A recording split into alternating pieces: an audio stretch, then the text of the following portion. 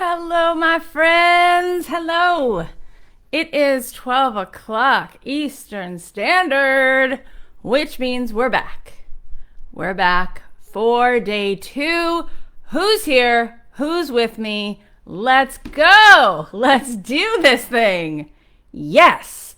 Tell me if you're here. Tell me a word to describe how you're feeling right now.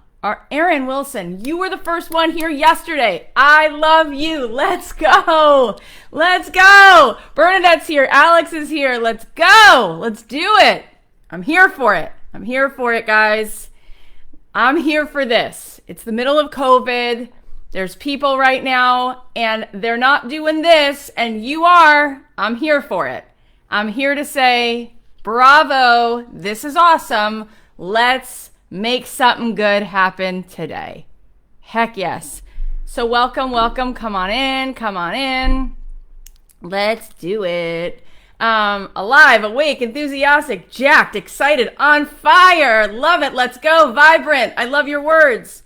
Come on in. Tell me one word to describe how the heck you're feeling right now. You can say overwhelmed. You can say anything you want, but I want to hear it. Let's go. Awesome. I'm too cool to type the full let's go, Alex said. So I'm just going to use the LG. I like it, Alex. I like it. On fire for your future. So cool. You guys, I'm pumped. I'm so excited. I have lots of stuff I want to share with you today. Let's go. I'm here for it. All right. So yesterday we had you do some homework, right? We asked you a couple questions like, can you find an example of a song that you like that's been used in a TV show or an ad? And what did you guys say? Type your song in the chat. We saw a bunch of your answers to your homework. In fact, I got winners. We chose 3 of you who did your homework, and we are going to reward you with some Beats headphones. So thanks for everybody for showing up. But I want to hear it in the chat. What's the song that you found? What show is it in? I like your Carlton, Nick Phelps. I called you Nix. I'm going to call you Nix from now on with an S. Because you're so extra that you get an S. Nick, I like your Carlton. So anyway, tell me. So we got Natalie said, Lord Huron, The Night We Met, Chocolate by the 1975. What else we got? Higher Love. Yeah. I Want You Back. I've heard of that song a few times. I love when my kids now know these songs. And I'm like, how do you know I Want You Back? They're like, on Fuller House. They did it. And I'm like, oh, God, I'm sure that's not the best version of it. But who are we kidding? Maybe it is. You're Dead by Norma. Okay, who else we got here? Crazy. Oh, Crazy Ever After by The Rescues. Yes. Aaron, do you know Kyler England is in The Rescue? She's one of my closest friends, was in my wedding, and my co-writer for 10 years. The Weepies stars, love the Weepies on the Old Navy commercial. You know, I used to rep them for a minute. Love those guys. Such an amazing couple, the two of them are. Brandy Carlisle, The Eye. I mean, how can you not love her? Wicked Game, Chris Isaac. Sonnet, you need to weigh in on Wicked Game. Sonnet was actually on a huge TV show. It was kind of like The Voice, but before The Voice. And her big moment was singing Wicked Game in front of Josh Groban and the rest of ABC TV. Right, Sonnet? We're here for it. Tell us the story. Renegades. Such a good song, right? Renegades is such a good song and such a good song for licensing. Yes. What else we got? All right, let's have some fun. Do you know what? I'm going to give you... Can you guess 3 of the most licensed songs in the last century? In the last few decades? Can you just guess for me? In this a little game now.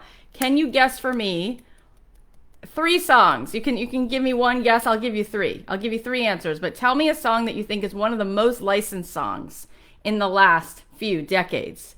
Who's got one? Come on. Yeah, you sing Wicked Game so well. You guys have to hear her version. Sonnet, you should post that. I'm like totally outing you and you're going to be like, Kath, could you please give it a break? But post it later. What do you think is one of the most? All You Need Is Love, Jessica. That's a good guess. That's not one of the answers I found, but I bet it is. I bet you're right. I just didn't find it. Where Everybody Knows Your Name. Sometimes you want to go there. Such a good song. Addison Horner.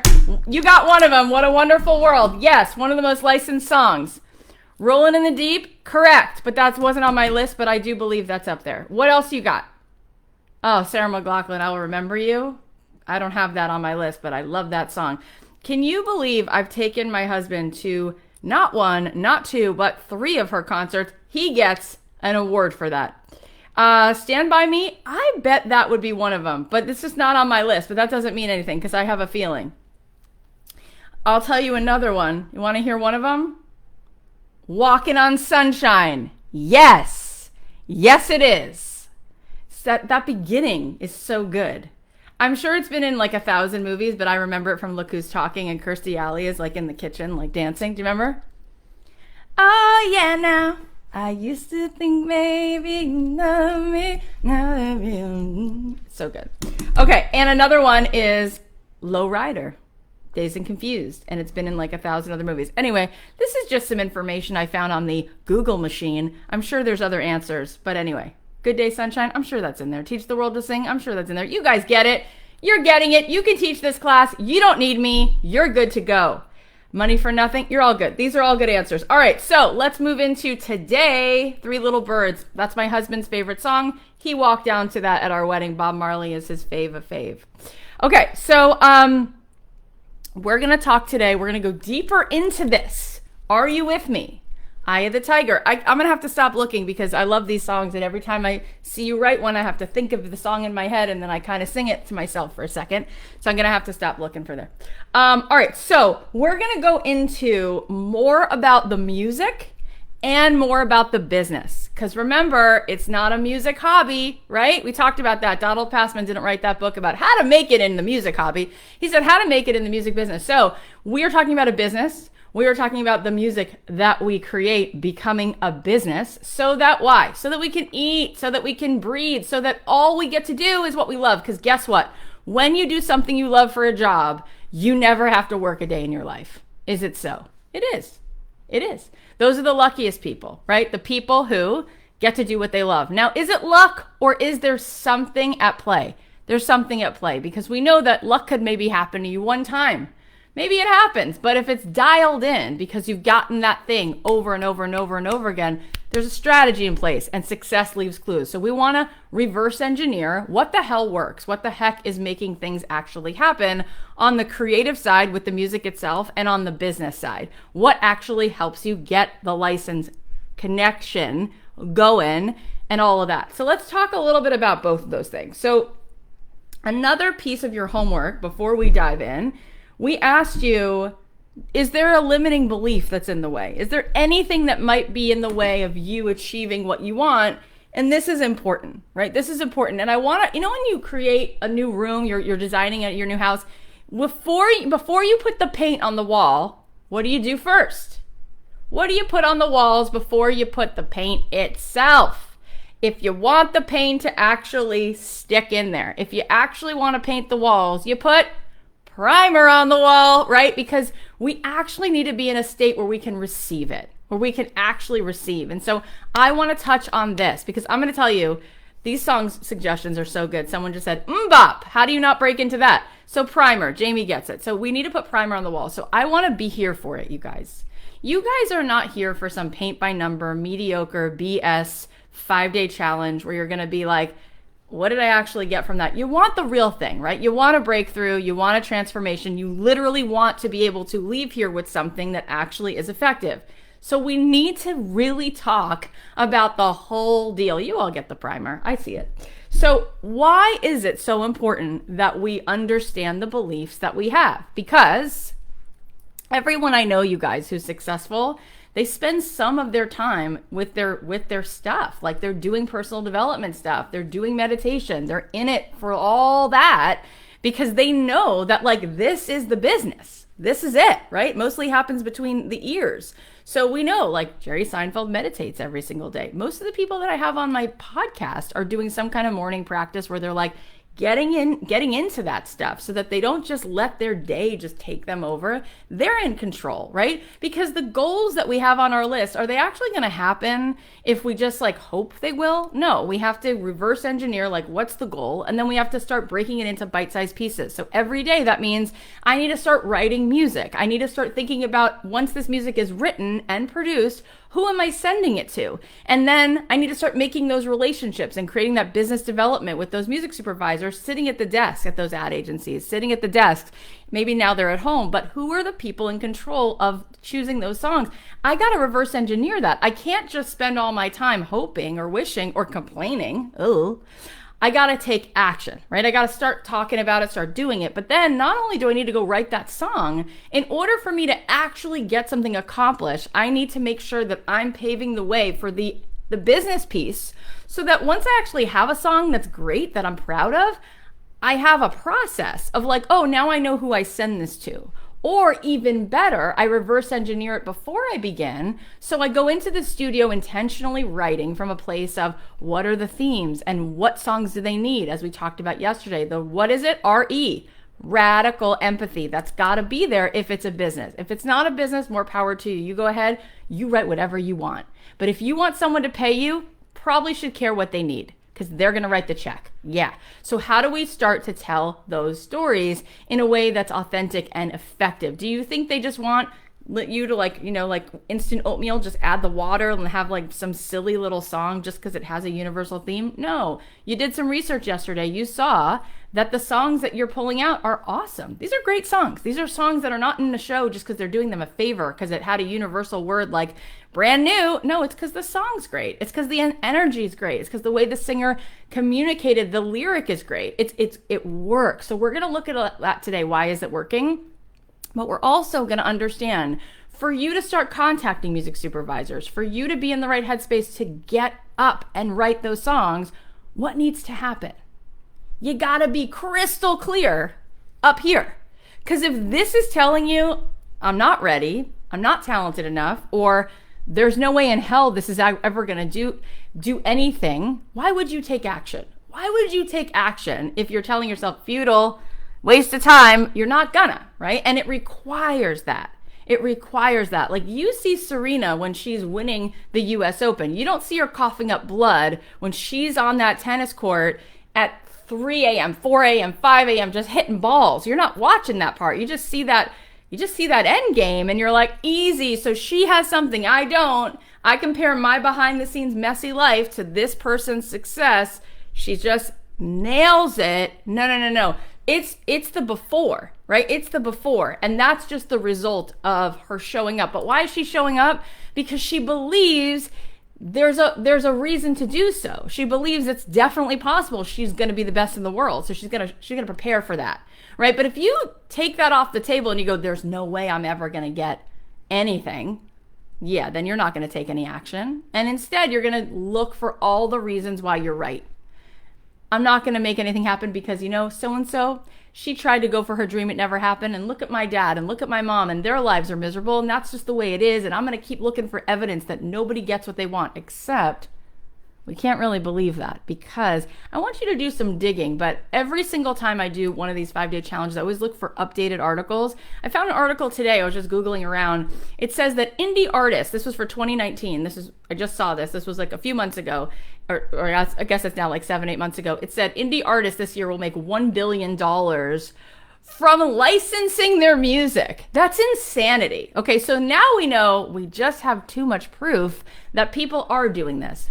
So if they are doing it, we can't use that excuse anymore if it doesn't happen, because it happens all day long, all around. But why is it happening? Okay, I want you to understand something. So in medical school, when you want to go to medical school, you know what they do? They create a screen. They create a screener. And the screener is organic chemistry. You're all gung-ho. You're like, I'm going to be a doctor. And then you take organic chemistry, and how many people bow out after that? A big percentage of people say, I can't cut this organic chemistry thing, and they're out. And they don't stay in it, right? And that's intentional, because the medical field feels like, hey, it's going to take a lot of grit, a lot of stamina, and a lot of resilience to be a great doctor. Like if you're in that OR and something goes wrong, we need somebody who shows up and commits. So if you can't cut it to just get a good grade in a class called organic chemistry, this ain't for you. There's the door. We'll see you later, right? And that dip is where most people are out. And that's the brilliance, right? Because you want to be in something where you actually can be a rock star. You can't be a rock star at anything if just anyone can do it. And who wants that anyway? Do you like to play the game that you know you can win over and over? Do you like to watch a movie that you know the lines to? You want variety. You want surprise. You want to grow. And that's the thing, is that we think we're in it for like the $50,000 license and all that. But I said to you yesterday, eventually that wears off. What we really desperately want is the satisfaction of breaking through our upper limits and growth and all of that. What happens to water when it doesn't keep moving? Like a pond. It just gets poisonous and dirty. You can't drink it, right? But what happens to water that's moving like a river? It's electrifying. It's electricity. We want that. We want to be in a state of growth. And again, it's not just about like it's a career, it's a legacy, right? You happen to choose music because that's the thing that you care enough about that you might be willing to show up for yourself and break through your stuff because it's something that means a lot to you. But ultimately, it's just the thing you chose. Somebody else might have chose visual art. Somebody else might have chose being a doctor, whatever it is. It's that the thing that lights you up, that's a calling, right? And then how you show up for that is really the legacy you leave. That's what you show your kids is possible, right? How do you want to show them how to deal with things that are tough? How do you want to show the people around you? What permission do you want to give people around you? And I want to go back for a second, because a lot of you were writing things about how you don't feel like you're good enough, or you don't feel like you have what it takes, or there was some of that in there, and I get it. I want you to know that when you were a kid, right, they say now that from the ages of 0 to 7, it's like a theta state. It's almost like what's considered, you can be brainwashed. It's like hypnosis, right? And so for children, it's not what's taught, it's what's caught. And so very often, the way that we start to feel about what's possible, the way that we start to see ourselves is based upon how our parents saw themselves and what they modeled for us, right? And so I just want you to go back for a second and think of yourself at like 7, 8 years old. Can you picture yourself? I looked a lot like Soleil Moon Frye. I looked a lot like Punky Brewster, which is a big, old, awesome thing for me because she's a couple years older than me. So that was like, I was right there at that generational moment. And everyone's like, you look like her. And I really did look like her. So that's what I looked like. I had like 2 front teeth missing. And I can picture myself. Can you picture yourself? I want you to picture that kid for a second. Because a lot of us, apparently, according to mindfulness and the work we've done on understanding the way the mind works, I spent a couple years at the Mindful Awareness Research Center at UCLA, and I learned a ton. And I learned a lot about how much I don't know, and I learned a few things that really helped change my life. But one thing I learned is that we have 70,000 thoughts on average a day, and 90% of those thoughts are repetitive, and most of them are very negative. And they're very negative, directed towards ourselves. It's a big problem. And that's, if you want to know why you're not achieving your goals, it's not because of the what you're doing, it's because of what you're thinking that tells you who are you. So the questions to start asking is not what do I do, but who do I want to be? Well, who do I want to be? Right? Because we are congruent with our identity. So when we think of ourselves as kind of a nothing, we sort of act in accordance with that because we continue to we will reinforce what it is that we believe about ourselves. So from 0 to 7, a lot of us unfortunately went through some major stuff. Type a 1 in the chat if by the age of 8, you had suffered some kind of trauma, like somebody died, divorce, some kind of something. So my parents had a really abusive marriage and there was a lot of violence in my house. And then my dad left and my mom was suffering from depression, suicidal moments, very awful stuff. And then it got worse, right? So then it went from bad to worse. And then from the ages of like 10 to 15, it was even worse. So it's very, very hard, right? It's very, very hard to wake up in your life, you're 28, you're 34, you're 41, and you're like, why is this all not in alignment? Probably because there's some stuff that we haven't unpacked. How many of you know who Marie Kondo, we talked about Marie Kondo, right? Marie Kondo takes stuff out of the closet. It gets a little messier before it gets cleaner, right? She tries to organize it. Sometimes we have to take things out and kind of hold things and look at things and say, is this serving me anymore, right? So I want you to think about the way you talk about yourself to yourself. Like, I could never do that. The two biggest lies we usually tell ourselves is, I'm not worthy of this, or it's not possible. And so we're trying to change that, because the only way, I don't know how many of you know Carol Dweck's worth. Do you know her worth? Do you know her work? Her work really shows her worth, by the way. She did a whole bunch of studies at Stanford on growth mindset. And we understand that she can go into an inner city classroom and see kids who are underperforming and start to change the way they think about their own identity. And they can become the most well-performing kids in the whole country, even competing with like the ritziest, most resources private schools on the Upper East Side of Manhattan, because she changes the way they think about themselves, and then they apply themselves to their goals in a totally different way. So we understand that growth mindset is really important, right? It's how we identify with who we are. It's really, really important. So I want you to think about that kid, and I want you to do me a favor right now. And believe me, just like Mr. Miyagi has you paint the fence and wax the cars and sand the deck, and there's a method to the madness. Remember Daniel-san? He's like, I don't understand. Like, I just want to learn karate. Like, dude, you're such a weird old man. Like, why are you making me wash your car? And he's like, show me wash the car. Show me. And he's like, oh, I learned karate. There's a method to the madness, you guys. I want you to do me a favor right now. I want you to think of a picture of yourself at 7. Bring that kid to life for a second. Can you just see in your mind's eye a picture of yourself? And can you think of, when you see that picture, how adorable that kid is? How easy it is to see the magic in that kid, right? So that kid has had enough. It's had enough of the criticism. And that kid just wants to have wonder and just wants to reach its hands out. And I bet that kid loved music. I did. That was my only lifeline, right? Like during my parents' craziness and the violence at home, I could just go in my room and sing to my dolls. Everything to me was a microphone. It could be a hairbrush, it could be a spoon, it could be I just would sing, and I was transported. And I wanted so much to get as far away from there as possible. And I wanted to sing because I wanted one day that somebody would hear me, because I felt so invisible, right? So I love to sing. So you can picture that little kid. I want you to take out a pen and paper wherever you are, and I want you to write a little permission slip to that kid. Because what's in the way is, in order for us to achieve a goal, whether you do want to be a tennis star or you want to be Lady Gaga or whatever you want to do, you have to be willing to give yourself the grace to make mediocre things until you make brilliant things. And what most people do is they make a few mediocre things and then they give up. It's not fair, right? Because no one is expected to be Mozart on day one. Right? If you know the stories of how anybody kind of came up, genius isn't born, it's developed over time. So you got to give yourself the grace to make some messy things, and you got to stay in it, and you have to reframe the way you look at failure. If you fail, if they don't like the song, if you're on your way and it's not an instant yes, you going to give up? You going to give up on yourself that easy? Or are you going to change it and say, no, wait, hang on. Failure is feedback, and this is good. Give it to me. What could be better? I don't want to miss it. I want to get better.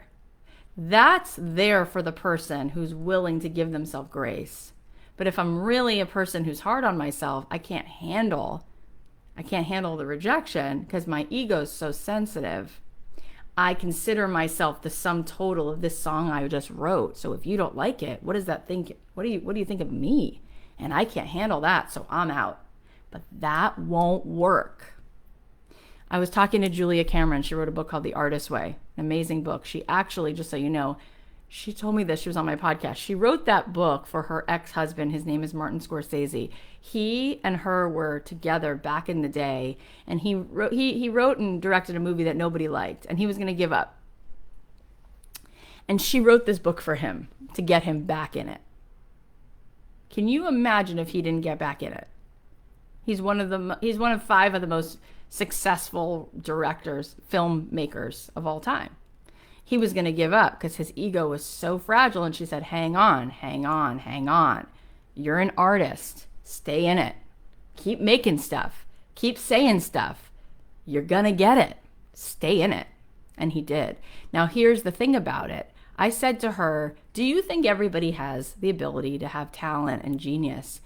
Or is it just some people are, they're talented and other people aren't? And she said, Kathy, let me ask you it this way. She said, have you ever been in a preschool classroom? I said, yes, I have. I have 3 kids. She said, have you ever seen a 4-year-old in a preschool classroom who doesn't love to get their hands in it? I said, they all love it. She said, right. But what do they all have in common? She said, they are willing to be messy. They got paint up their nose. They got sand in their hair. They got the shaving cream on their arms. Whatever they're playing with, it's okay if it's a mess. And she said, but what happens is at some point, we learn that love is earned by achievement, by being perfect. We don't want to be rejected because we saw how that went down when we were really young. Somebody rejected someone we loved. Somebody rejected us. We cared. We loved somebody. They walked out. They died. Something like that happened. We said, you know what I'm going to do? I won't be messy anymore. I'm going to protect myself. And that costs us the rest of our life. Here's the thing, you guys. If you're not available to fail, you're going to save yourself from that by not trying. That's a good strategy. If you don't try, you won't fail. Correct. But if you're not available for failure, are you available for success? No. Ain't going to happen. Right? Who's getting it? So you see where I'm going with this. Do you see how powerful this is? If I'm not talking about this right now, and we are going to talk more specifics today about the music and about the pitching size, but if I'm not talking about this, how the hell is this going to stick? It's not. Primer, right? Got to prime the walls. But good for you guys. You signed up. You're like, what's this weird 5-day challenge? Who's this girl? Is she full of BS? Maybe not. Maybe you now can change another story you have, which is there's 8 billion people in the world, 4.5 billion of which are online. Could 4.5 billion people all be jerks? No, probably not. Probably there's some cool people that you can learn to trust. But that takes opening your heart up, right? Because you might get hurt. All right. But look at you. You won. You got something good. My whole team, good people. I'm here. I care about you. And I hope you're enjoying this right now. So I want you to take out that pen. Do you remember in Big, he goes to interview for a job and the guy's like, OGW. He does this with his pen. Did you pledge? He's like, every day. Good movie. Okay, so I want you to take out a pen. I want you to write a note to your 7-year-old self. Because we got to decide this right here, right now. If you don't get anything else out of this, let's get this, okay? So you're going to write yourself a note. So I would write, Dear Kathy. You'd write, Dear Carrie, Dear Olivia, Dear Aaron, Dear Dave. You write yourself a note, that little 7-year-old kid. That kid that was put in this world to do something big, who you've been keeping on that sideline a little too long. And you're going to say, Dear Kathy, ready? I give you permission to not be perfect. I give you permission to be messy. I'm not done. I give you permission to make mediocre things. Last line, I give you permission to play. Sign it. Dear Kathy, I'm going to repeat it. I give you permission to not be perfect. I give you permission to make mediocre things. I give you permission to be messy. I give you permission to play. Sign that shit.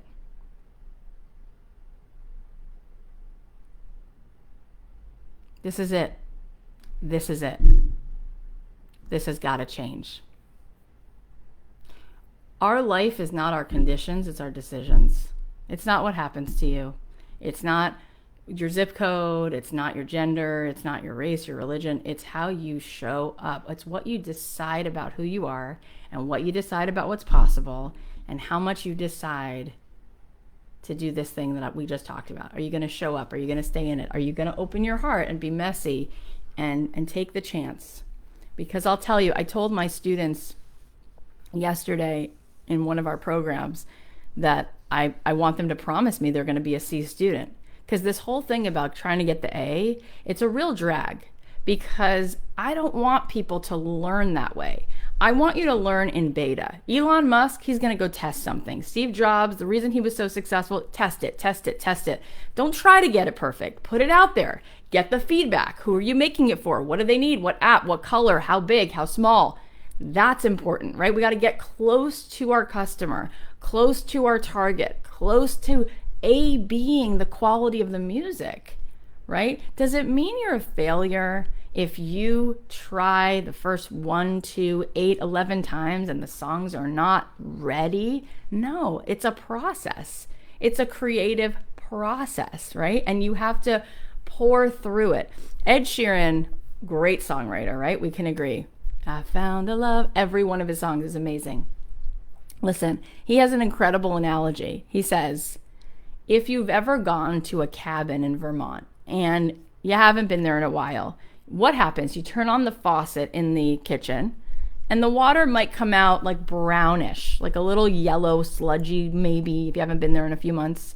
But what happens? You let that water run, and what happens? It just gets clearer and clearer. So you just give it a minute, right? So he says, I had to write my way through the brown, sludgy water. Isn't that great? Isn't that great? That's greatness. So greatness, let me make sure you hear me. It's not, I happen to be a freak of nature and every first song, second song, third song I ever wrote was a smash #1 single. No, my friends. Greatness is, I wrote brown, sludgy water and I kept writing. Now, if you want to get better at something, you are around someone who can give you feedback. Why do we take a guitar lesson? Why do we take a voice lesson? Why do we take a tennis lesson? You could just keep hitting the balls because there's those 2mm micro changes that you can't necessarily see from where you are. But someone who's where you want to be can look at what you're doing and give you feedback. That's why if you write a book, better get an editor, right? That editor can go, this is so great. You know what would make it tighter, better, more punchy? Take this out and amp this up a little bit. Give me something more specific over here. Change this over here, right? Those little changes make everything. I heard Mark Ronson talking about his session with Amy Winehouse, and like she came in, they went on a walk, they talked about rehab, they were going to write this, and like he sped it up. That's everything, right? That little change. This is why this guy's a great producer. It makes a difference. We want to be around people who can sometimes step back from where we are and see clearer. And let me tell you what happens. If you play chess against someone who's better at chess than you, what happens to you? You just got better at playing chess, even if you lose every game against this person, because you're playing with someone better than you. So we gotta break out of sitting in the comfort zone. It ain't helping us. And the people who love us the most, they want to keep us safe. So they want to keep giving us evidence of why we got to stay in the comfort zone. Don't reach, don't make anything. Protect yourself. You're not good at that. Don't quit your day job. That sucks. You're never going to make anything. That's not cool, right? That's not cool. But we become the people we spend time with. So we got to be careful about that. In fact, I'll tell you one quick story. My friend Alex Benayan wrote a book called The Third Door, and we were talking about it yesterday for a second. I want to tell you this analogy of his. So he basically says that the analogy of the third door, if you haven't heard me say this before, is that it's like a club. You go to a nightclub, and what happens? There's a line to get in. It's like the first line. It's like wrapped around the block. Everyone's waiting. Then there's the second line, the VIP line, for everybody whose last name is Kardashian or whatever. And then there's the third line, right? And where's the third line? There's no third line. The third line is that there's always, always, always a third way in. There's always, always, always a third way in. But finding the third way, that's not the hard part. The hard part is leaving the line of the first door, because all those people around you are going to say, who the hell are you to go try to be somebody? And we want their love and approval. So if you haven't heard me say that, I think that that's such a great analogy, because that makes a lot of sense to me. All right, so you have a permission slip. Let's go. So now I want to dive into music and music supervisors. All right, so let's talk about ads, film, TV, right? So with ads, I want you to start noticing patterns. Do you hear that the music in ads is slow or is it fast? Okay, so it's typically going to be fast because, like we said yesterday, they only have a very short amount of time to get something across. Okay, what else? it's probably going to have an anthemic, vibey sort of lyric. I want you to start listening to lyrics to see if there's any kind of themes. And I printed out for you a list of some common themes. You can write this down. Here's a few. I'm not going to read you the whole list, but here's a few. You're going to find there's a lot of songs that get licensed that are about brand new. You know Ben Rector's song? Is when I close my eyes and don't even care if anyone... Boy, does it sound different when I sing it. Brand new, new day, turning point, moving forward. You're going to hear stuff like that. Brand new, right? Because a lot of these brands want you to feel new because it's a great feeling, right? I feel like new sunglasses, like a brand new pair of jeans, like that kind of thing. Something else you're going to hear is home. Home. There's a lot of stuff about home because it's one of our most needed values as humans is to feel like we're home. So you'll hear that a lot. Philip Phillips song Home, Edward Sharpe Magnetic Zeros. There's a lot of home stuff going on. Also, individuality comes up. Be bold, be yourself, be an original, because it's an ideal that people have. They don't want to be in the box. Write that down. Another one is sunshine, something that's bright, something that feels good. And then I wrote another one that these are all good, but I just picked another one out of here, which is like platonic togetherness, right? Like that feeling of together, like let's do this together, right? And you can probably think of examples for songs like that you're like, oh yeah, I hear that stuff all the time. So I want you to start thinking about both the lyrical content as well as the sonic musical patterns that you hear. So one thing you'll notice in an ad is there's a lot of percussion, something very percussive, something very earwormy right away. Because if you're doing dishes and that comes on, you might turn your head, right? It kind of like catches you. And then you want the lyric to just be super clear and simple, right? And you just want it to be like, brand new. That's all we got, right? And it just helps support the vision of this ad. But something else you might find is something that's just got a lot of vibe that the lyric is very vague. Like it's all about that bass. That can kind of be anything. That could be in a shoe commercial, a pet commercial, a pet food commercial. Like it's like, what does it mean? It's all about the bass. I don't know. It just means it's all about that bass, right? So songs like that, like there's a song called Water Fountain from Tune Yards. It's like no water in the water fountain. It's just like really cool. It's just got a cool vibe, right? And I want you to start to, and I wish if this was like our normal program, we could start listening to some tracks and breaking them down, analyzing them. That's one piece that you'll have to do on your own because this is not, if I'm on Facebook, it doesn't let me also share my screen. And if I play music, you wouldn't really hear it. But I would want you to go start doing that, all right? I want you to start to break down what you hear. When it comes to film, I want to give you some clues. One thing that an editor really likes is if you make their job easier. Okay, so when an editor is going to go cut a piece of music to picture, it's great if the music has sections. Because if the music just stays the same, right? It's just like a verse and a chorus and then a B section, and then it kind of fades out. It's not going to lend itself to the picture changing so much.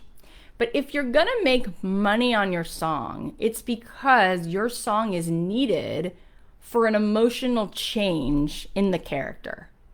So your song is going to highlight something that the director is saying. Instead of us saying this with dialogue, let's show the character reflecting. Let's show the character running to the train. Let's show the character writing something. Let's show the character instead of telling from the character. And let's let the music tell.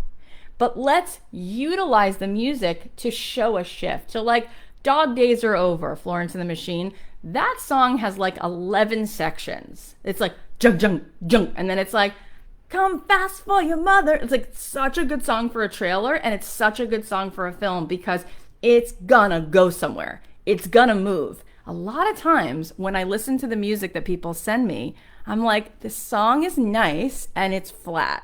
I don't have a lot of dynamic shifts here, which means if I'm an editor and I like a song and there's another song that's going to give me at least 3 sections, I got to go with this because it's easier for me to just utilize that.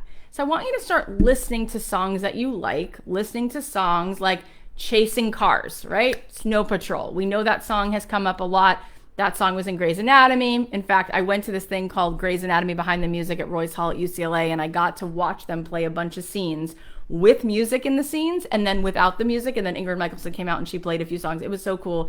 And the cast came out and sang Snow Patrol. We'll do it all. It was so good. And what about that song?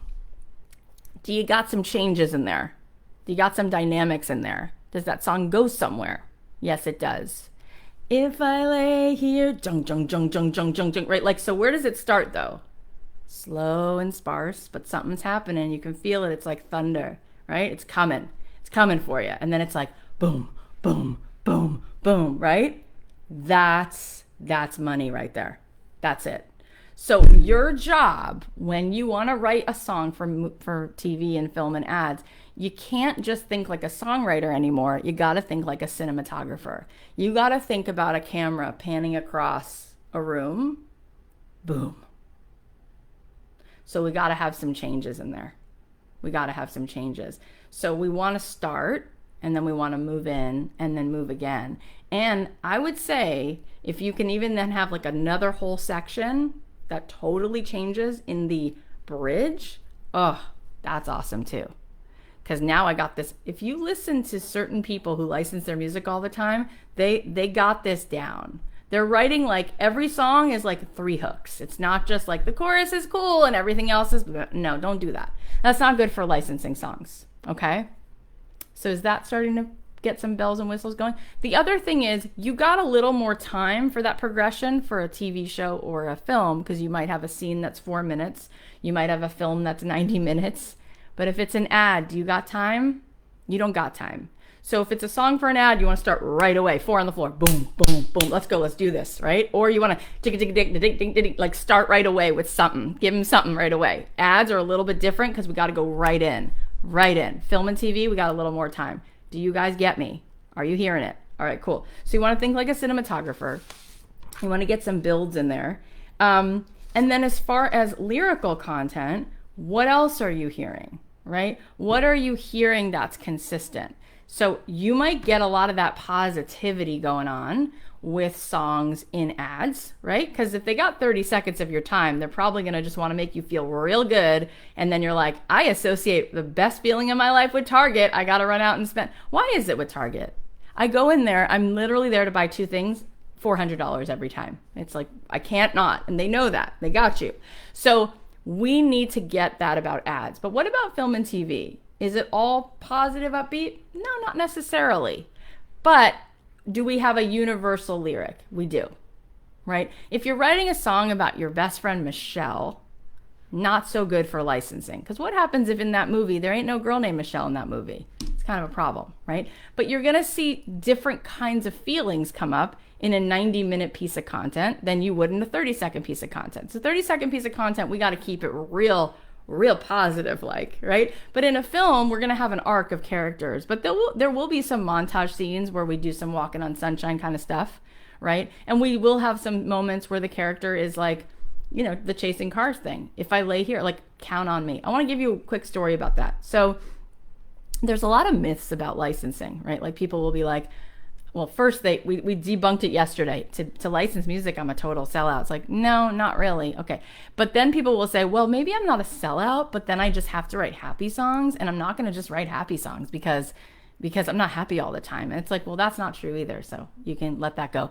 But in any case, for me, it really doesn't matter about all those complaints. It matters like who's the music supervisor and what do they need. I just want to understand that as much as I can. So I had a meeting with Frankie Pine, who used to music supervise a show called Nashville, and she was also one of the main music supervisors at ABC.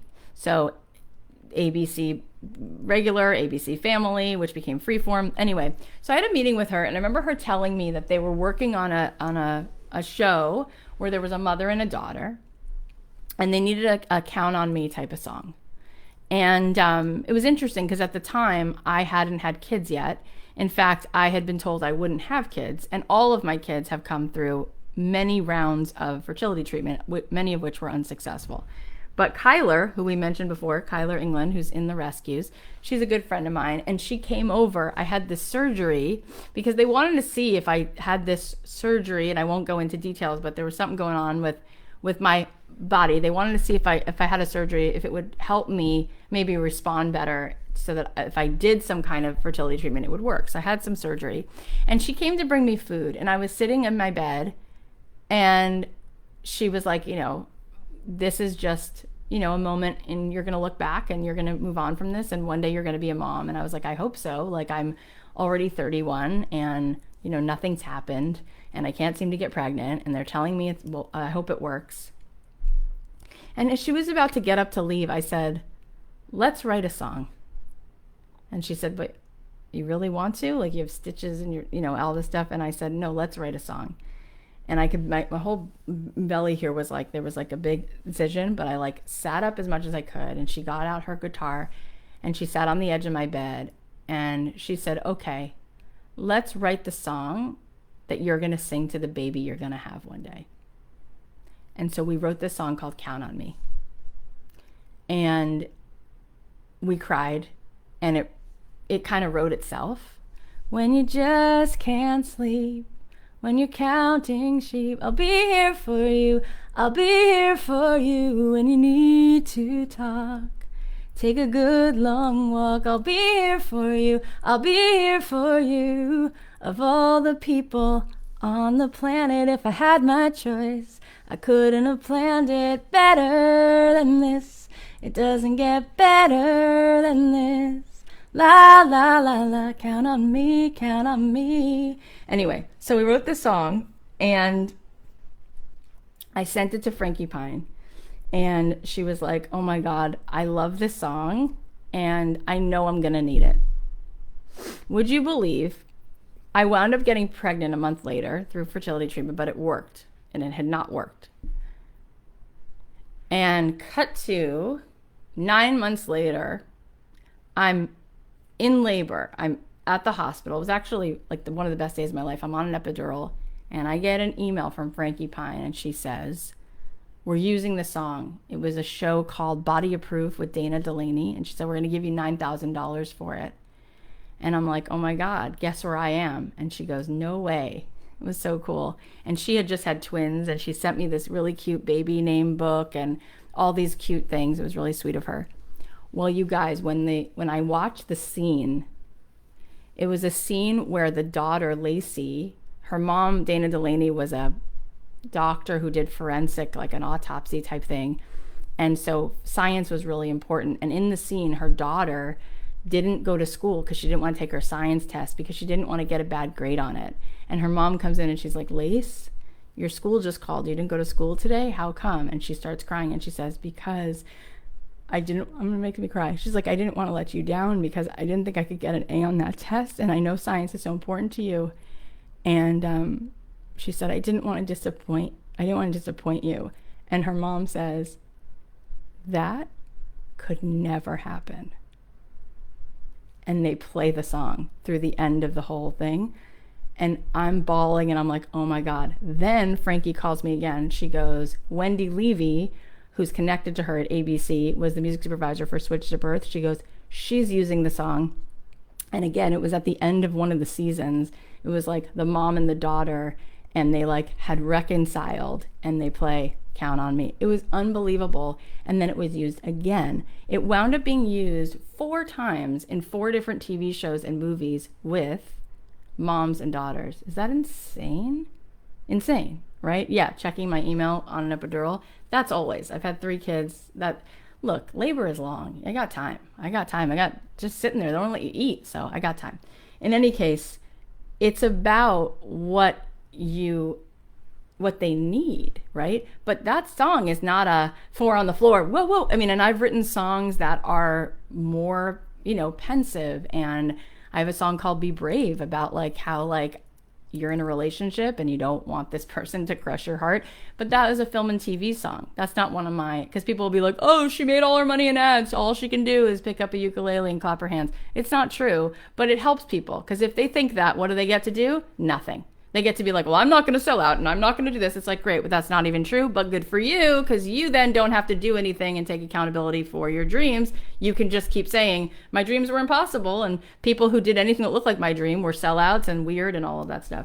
So we're going to talk more about the music as we keep going, but this is something I really want you to get. We have to look at what are the themes. We have to look at how would we tell that story, right? And what instrumentation would we use? So even for Count on Me, do you think it's just a guitar and a vocal? That's not going to be that interesting for the cinematographer to work with, for the director to put together. So instead, it's going to be like a cello. It's going to be like something that makes that really come to life, the swell of it, right? Like really pull it together. And then some kind of syncopation, some kind of drum line. So like one of the music supervisors I met with early on, Libby Umstead, she used to work on Drop Dead Diva. She also worked with Dana Sano on a bunch of films for Warner Brothers. She said to me, Kath, it's got to be that the music is like a train and then the picture goes on that train. So the music, even if it's slow, it's got to have some kind of rhythm that's in the pocket, solid, right? So I can put that picture right on top of that train. And so even with Count on Me, like it's not, it's not super up tempo, but it's got a groove to it that lets you fall back in the pocket, right? You got to get in that pocket. So this is stuff that you can study. And of course, those awesome folks, some of you, you're going to get to know us really well. You're going to be with us for this program that we do. We'll be there to keep giving you that feedback and really helping you do this. Now, I want to dispel another myth that I saw, which is like, I'm just starting on. People say like, I'm too old, I'm too young, I'm too this, I'm too that, blah, blah, blah. It's like, none of that's true. None of that matters, right? None of that matters. Sometimes people will think like, if I'm new at something, why does that make me a good candidate? I want to ask you a question. Why might it be the advantage of a music supervisor to work with you over somebody who's got tons and tons and tons of experience? Why flip it around? Instead of believing this belief, which is like, well, I'm actually the worst for the job and it's too late and blah, blah, blah. Why would it be an advantage? What do you think? What do you think is the advantage for a music supervisor to work with you if you're brand new? You're going to be more collaborative or less? More collaborative. If I've been doing this forever, do I really care? Am I at a point where I'm desensitized now? Right? Like if somebody's like a big, big, big deal, do they really care about every single TV, film, and ad placement that they're going? I'll tell you what, I used to rep artists. Now I don't, but now we teach artists how to fish for themselves. We teach you how to pitch. We introduce you in the program to music supervisors directly. We introduce you to licensing agents directly. But when I was pitching music, you guys, there was somebody on my roster who had been get a little bit of a big head. They had some success. And I sent one of their tracks to a Target campaign. And I hear back from the supervisor at Target, hey, they like the track. They're wondering if they can take the horns out. I call the artist, can you take out the horns? True story. And the woman goes, are they going to pay us a day rate to go in the studio and take those out? I go, come again? No, they're not. No. She goes, well, we're not going to do that then.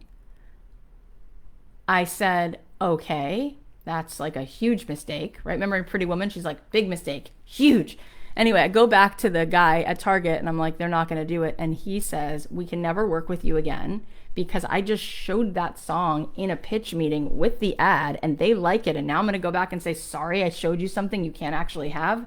We were going to pay 80 grand for that. I said, I'm completely with you. I feel like a moron. I'm not ever working with that artist again. That cost me that relationship with that brand. Well, until they moved on to a different ad agency, thank God. But with that ad agency that was working on that brand for a while, that was it. But I go back to that woman and I say to her, I can't work with you anymore. I'm like, who do you think you are? Like, you can't change something? Okay, so if you're just starting out, would you be so invested that they get what they want? Of course you would. You're going to be crying your eyes out that they're offering you $80,000. You would do it for $40,000. Would you not? You would. Yeah. And also the money. Are they going to be really easy to work with, or are they going to take the licensing agreement and start marking it up going, no, you can't have internet rights. No, you can't have this. Like, you're going to be like, dude, let's do this. It's a license anyway. They're not owning your publishing. They're not owning your master. It's a license. You're going to be more agreeable, more collaborative. They just might have a better experience working with someone who's young and hungry, or not even young in terms of age, young in terms of the business. What I'm saying is it's all how you look at your beliefs. We got to get rid of this, like, this is why it won't work. That's why it won't work. How about it? That's why it will work better. How about some of that? All right. So we got more to do. We need to also talk about pitching music, but we got more time here, you guys. This is only day 2. Are you having fun? Are you excited? Great. So as we move through, we're going to be offering new prizes. So yesterday we said if you did your homework that we would offer headphones. So I have the winners for that. I'm just going to tell you right now who that is. Crystal Noland, Nathaniel Jacobs, and Chloe Lizzie Baker. Congrats to you guys. You guys just won a pair of Beats headphones just for doing your homework. Now, it ain't over yet. Come back, do your homework again. We're going to post the homework later. If you do your homework again, we're going to give more prizes tomorrow. We're going to give for tomorrow a really cute Aviator Nation hoodie. And stay with me because we're going to start giving other prizes as the week goes on, including scholarships to our program, full scholarships, half scholarships, all that good stuff. And you're going to get something out of doing your homework anyway because it helps you to start to really integrate the information. So I say do your homework. So we talked a lot about the music today. We also talked about some of the stuff that gets in the way. We also wrote a permission slip to ourselves. We talked about changing the way we look at failure, right? Failure is feedback. And then the other thing that we're going to talk about in more detail as we go on is music supervisors. But what I do want to show you is this, okay? So everybody who knows me long enough knows this story. So I'm not a graphic designer, so give me a break.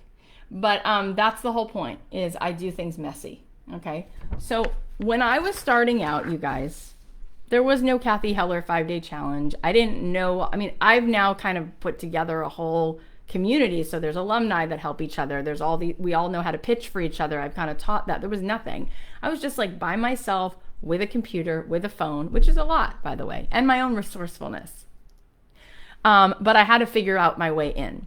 And I would realize that I would like maybe sometimes be able to like go to a networking event. Like I would buy a $2,000 ticket or $2,000, maybe $1,000. I think it was like $1,000 to go to the Billboard Film TV Hollywood Reporter Film and TV conference. And I would spend so much money that I didn't even have to go to that conference, just hoping that at that networking event, I would meet one person in the lobby and maybe give them a song. And that just like never worked. But like I would try my hardest to meet people and to meet music supervisors. And eventually I learned how to pitch. And I'm going to teach you more about that. But one thing that I started realizing is if you go to IMDb, okay, if you go to IMDb and you go to where it says full cast and crew, it's a long list of names that comes up and you see all the actors, the producer, the director, the writer, and then it's like there's a whole section for music, the composer, all this, and then it will say music supervisor. So if you go to IMDb, and this is going to be a piece of your homework, is to go to IMDb and find out who is the music supervisor for some of the shows that you love, and you could pick one. But I started to do that. I started to literally handwrite notes like, okay, this person supervises this show. Alexandra Patsavas, who knows who she is? Who knows a show that she music supervises? So I'm like, okay, she did, at the time she was doing Grey's Anatomy, and then she went on to do all the Shonda Rhimes shows. Okay, so you write that down. And then I started noticing that a lot of these people, like Alexandra Patsavas, she has a place called Chop Shop, which is a third-party music licensing agency. And Frankie Pine has Whirly Girl, which is a third party. And Jen Piken has Lucky Duck. And like I realized, oh my God, there's a way in because they each actually have their own music supervision companies. And then I started looking into the ad side. And I was like, oh my God, I can look up who the broadcast producer is on Dr. Pepper, who the broadcast producer is on Target. And there's ad agencies not only in San Francisco, New York, Chicago, but there's ad agencies in the Czech Republic. There's ad agencies in I was going to say Prague, same thing.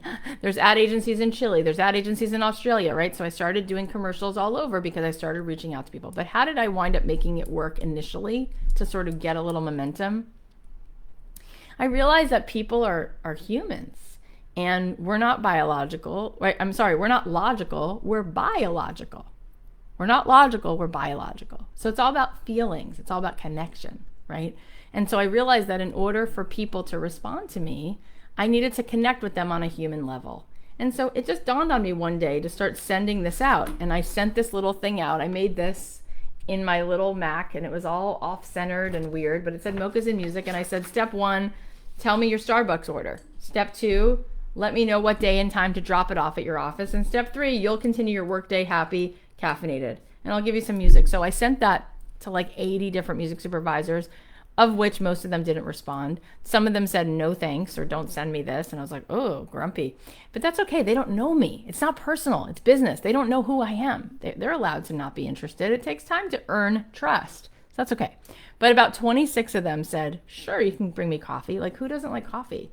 And so I go in. Yeah, Chop Shop is now, they became a label, a whole thing. Anyway, this was at the time. Well, I wound up going in with this coffee. And I went into 26 offices. And if you do find that Billboard article about me, which, by the way, I have it framed in the other room, but I didn't want to bring it in because that would look so nerdy. Like, here's my article framed. It said that Kathy Heller licensed her song 26 or 27 times that year. Every person who I went in to have a meeting with and brought the coffee, they licensed a song from me. And I realized that kind of tenacity, that kind of making the relationship and depositing with human beings, we have like an emotional bank account. And it's about make a deposit, make a deposit.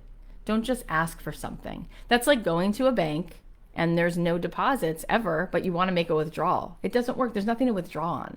So same thing with humans. And so I've built relationships over the years. You can kind of get what my personality is like. And it took time. It took time to connect. It took time to build trust. It took time to serve them well. And then I had to really deliver, right? It wasn't just that I could be a nice girl with like cute freckles. I had to deliver, meaning I had to show them, each person at a time, that when they gave me a creative direction, like we need a song about sisters, count on me, that I could write something great.